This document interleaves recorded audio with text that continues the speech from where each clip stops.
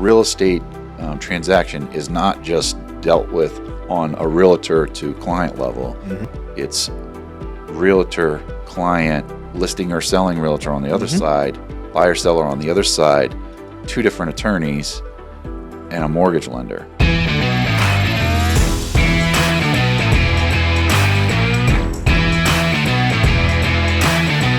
People think in ethics in real estate is agent to agent, but it's not just agent to agent, like you wanting to kill an agent because they're not getting back to you.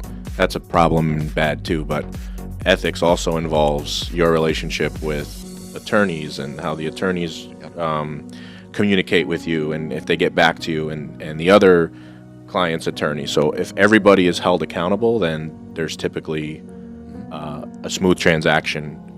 And to backpedal a little, when the communication is good, the problems just seem to not be there. Jeff, what are you happiest doing when you're not working? So what if you had a day off where you'd have no clients calling you, nobody bothering you, I'm not calling you asking you what you're doing, when's our next podcast? What are you doing? What am I doing is usually revolving around what my kids are doing, you know, whether it's their activities, sports, you know, whatever they're into at the time. That's primarily my focus. And again, you know, it's what real estate gives me the ability to do, right? Which is what I love to do, and then spend time with my family. What's something that you hope to accomplish, you know, between now and when you die? I'll give you my number one item on my bucket list that I think is so far. Look, the way I look at things, if you don't have goals, you're not learning, you're not growing, right? If you're not trying to push yourself.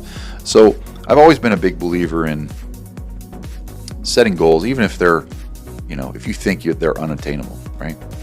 So number one bucket list item that would be outrageously difficult to do.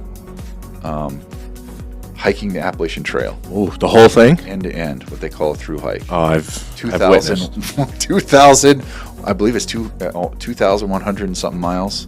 Wow. From Georgia to Maine. Yes. What do you do in town? Obviously, you're a staple in Monroe. Everybody knows you. If you go to the grocery store, I believe you're on every shopping cart in town. You will shop with me at Big Y. You will shop with Jeff at Big Y. What else do you do in the community that you want to tell everybody about? So I am a Board of Education member, an elected Board of Ed member. I've done that. This will be, I was just elected to a second term, so this will be... That's a good thing. You know, finishing out my fifth year of that. So I'll have a few years remaining on this term. But I also, I've coached baseball primarily, but you know, other sports I've volunteered for, basketball, you know, with my kids' activities, various charitable events in and around town. But you know, I've run the local Little League here. It's a big commitment. Served on that board as well. That's not like a little commitment. That is not a little commitment. I started from the ground up, built a travel baseball program that's now gone on in existence after I've left. So proud of that it's continued, you know, after I've left and handed the reins off to, you know, another dad who has taken that and run with it and be involved in our schools. There's time.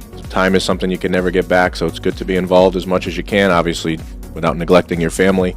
I had a new agent that I met with the other day who said to me, "Oh, you must play a lot of golf. You must have a lot of time to do whatever you want." And I said, "I work 90 hours a week, so I don't have to work 40." And I think it took a second for that to kind of register there, right? So it's more than just, you know, nobody gets anywhere in life just by getting lucky, right? I do believe in getting lucky. I do believe the harder you work, the luckier you're going to get. But somewhere when you see a successful person is somebody, unless they've inherited something, right, from their mommy and daddy, you're going to see somebody who probably put in a lot of sweat, blood, and tears and a lot of hours. So you clearly have done that and are continuing to do that. And I think that's why your business is growing. I think that's why your clients keep coming back. And, you know, I'm a big believer in that you create your own luck.